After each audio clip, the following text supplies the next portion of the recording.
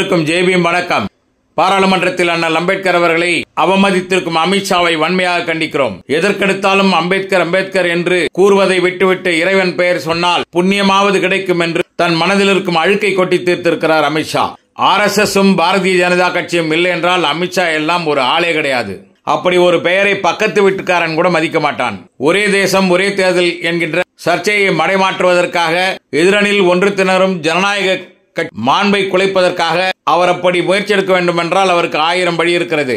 அவரை பதவி நீக்கம் செய்ய வேண்டும், அவர் மீது நடவடிக்கை எடுக்க வேண்டும். அந்த கட்சியில் சொரணை உள்ள எந்த ஒரு ஒடுக்கப்பட்டவனும் பிற்படுத்தப்பட்டவனும் சிறுபான்மை இனத்தைச் சேர்ந்தவனும் தவறிப்போய் இருந்திருப்பார்களே, ஆனால் இனிமேலாவது சொரணையோடு வெளியிலே வர வேண்டும். இது கண்டிக்கத்தக்கது மட்டுமல்ல, விஷமத்தனமானதும் கூட. எதிர்த்து போராடும் அனைத்து ஜனநாயக சக்திகளையும் பாராட்டுகிறோம். அமித்ஷாவை வன்மையாக கண்டிக்கிறோம். அபயம் என வழங்கும் பாபா சாஹிப் அம்பேத்கர் இளைஞரைக்காக அபயம் ஏன் லெமுரியர். ஜெய்பீம்.